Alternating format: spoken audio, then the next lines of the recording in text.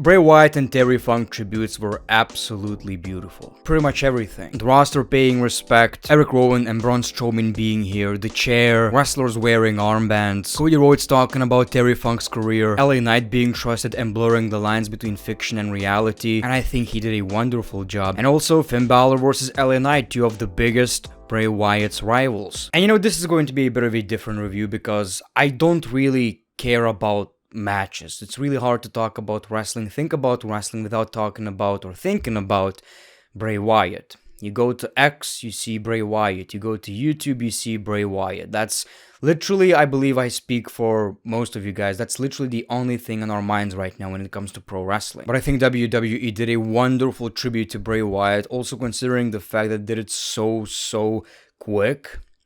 Absolutely beautiful. And then you see all these videos of Bray Wyatt just being an absolute legend, being so kind to wrestling fans, taking pictures, hugging fans. It's just so much. Here's the thing, when Eddie passed away, I probably didn't even know.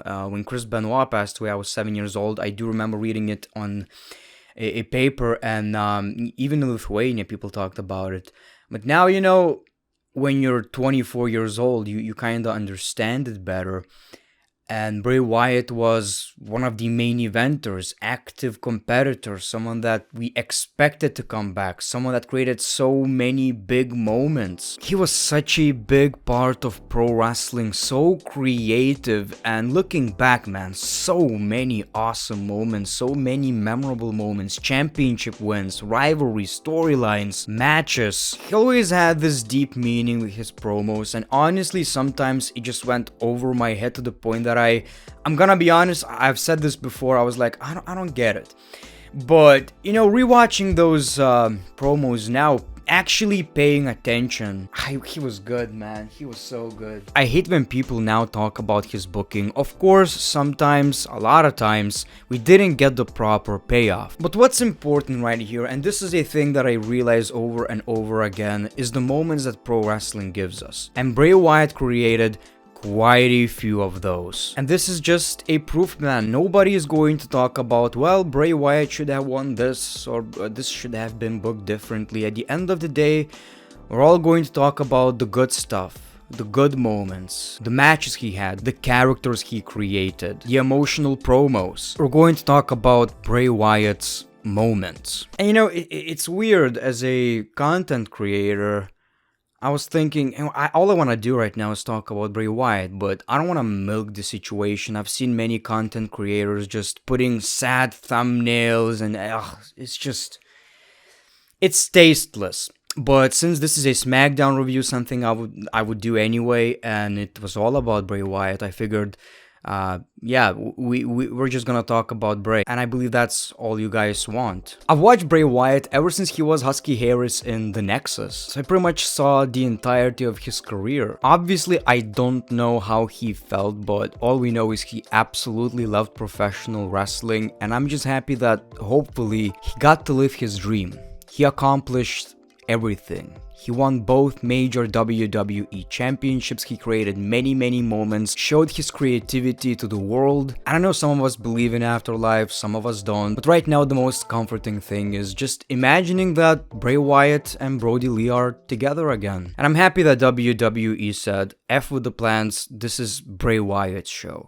I'm really glad that WWE paid proper respect. So the show kicked off with a tribute to Terry Funk and Bray Wyatt. Michael Cole asked everyone to join for the moment of silence, and this was absolutely heartbreaking. You tune into SmackDown, and who's cutting onions, man? Who the hell is cutting onions? Man, Eric Rowan, Braun Strowman, they zoomed into Eric, and it's tough. He just lost 2 friends in a span of, I believe, 3 years. So, if that wasn't enough, then we got the tribute video, and the song, the moments, the lines from his promos, everything was just so beautiful. Backstage, clips, very beautiful tribute. Just absolutely perfect. I think that's when it just got me the most. I was like, dude, it can't be true. and it finally hits you. He's gone. One of the most beautiful videos WWE ever produced, in my opinion. WWE are the best at this, and it also goes to show you how impactful music is. After this video, we saw wrestlers and everyone was in tears because they saw just some of the greatest Bray Wyatt moments, backstage moments, lines, his creativity, how special of a wrestler he was, and most people were crying. And if we, the fans, feel that way, I can't imagine how his friends, his colleagues, most importantly, his family feel. And of course, this shot of a chair being in the spotlight, and Bray Wyatt is no longer there. Absolutely beautiful. You know, whoever worked on all of this, mad respect. Michael Cole said that all Terry Funk and Bray Wyatt wanted to do is entertain, and that's what we're going to do right here. So we saw Grayson Waller versus Rey Mysterio. You know, like I've said, I just don't really feel like talking about matches. Everything was really, really fun. Rey Mysterio actually even paid a tribute. He used some of Bray Wyatt's signature moves. So Austin Theory interferes. We got Santos Escobar. Eventually, they took care of heels, and Rey Mysterio leaves with a W. That's what I also liked about this show, is that, you know, WWE, with all the matches even, made sure the fans are happy, especially with the main event. I really, really like that. Then we saw Zelina Vega versus Io Sky for the Women's Championship. You know, just WWE paying tributes and also using their platform as a distraction, which is just beautiful. Of course, Io Sky retained the WWE Women's Championship. Then we saw Cody Rhodes talking about Terry Funk, another legend. Absolutely one of the greatest of all time. I've recently watched pretty much every episode of Dark Side of the Ring. And it's weird because every time I watch an episode, I Google someone how they're doing, and it's either that they're gone. And even recently, I've watched an episode of Dark Side of the Ring, and Terry Funk was talking a lot. You know, he was being interviewed. 2 days later, he's gone. It's so many losses in pro wrestling. It's just wild. And Cody's tribute was absolutely beautiful. Cody talked about how great of a career Terry Funk had. Cody said Funk has been constant in pro wrestling for 50 years, and he managed to pull up an entire company and revolution up to his level. Then we saw a beautiful video showcasing Terry Funk's career. Rhodes says Funk was passionate and hardcore, and then announced the next tag team match between the Brawling Brutes and the Street Profits is a Terry Funk hardcore match. And this match, you know, let's be completely honest, wasn't hardcore at all. Not necessarily a problem, just a last minute match in my opinion. I've seen a lot of people saying, well, this was shit, it was not hardcore at all. And it wasn't. Objectively, it was not a hardcore match. Does it matter though? Probably not. Who cares? So we saw the match, and yeah, it was basically a tornado tag team match, which I love, and I wish WWE would do these a bit more often. You know, just lots of action, lots of potential for tag team spots. A very fun match. We saw Bobby Lashley with the interference, and honestly, the only hardcore spot was the table spot, which was the finish. The Street Profits won, and that was basically it. So yeah, you know, I wish we got a steel chair, a kendo stick. That would have been enough, but I don't think the wrestler were really ready that much either. I think fans should give them a break, at least for one freaking episode. Before we talk about the main event, I absolutely love this Miz and LA Knight storyline. TMZ just talking crap about each other, breaking the fourth wall, I think is just working out perfectly. So LA Knight makes an entrance and he says, I'll get to the Miz, but first of all, tonight is about Bray Wyatt. He says he saw everyone representing with the Fireflies, then says, sometimes your greatest foes are your greatest helpers. He says throughout his feud with Wyatt, he was getting him ready for anything. He held it together until he saw the pictures of Wyatt with his family. But as he looks around, he feels the spirit of Wyatt in the arena. He says he's not going to act like he was best friends with Wyatt,